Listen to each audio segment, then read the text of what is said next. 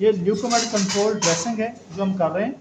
इसमें यह है कि पहले आप ये इसका उतारेंगे ऊपर से ये, और अदर साइड का ये भी इसका उतर जाएगा ये, और उसके बाद इसको हम अप्लाई करेंगे इसके भी ऊपर। और उसको अप्लाई करने से पहले हमने एक और लेयर है, ये साथ साथ ऐसे उतरती जाएगी और साथ साथ ये लगती जाएगी। ये अंदर से लगना है पक्का है।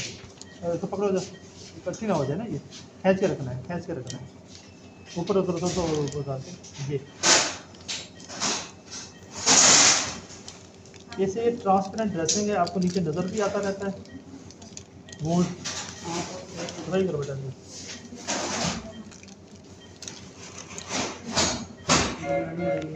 ऊपर वाले भी उतारेंगे इसके बाद। इधर एक्स्ट्रा इसको हम कट कर रहे हैं।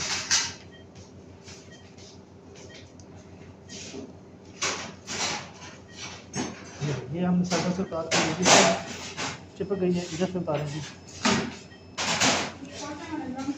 ये भी सारी ऐसे। ये हो गया ऐसे, चल जाए।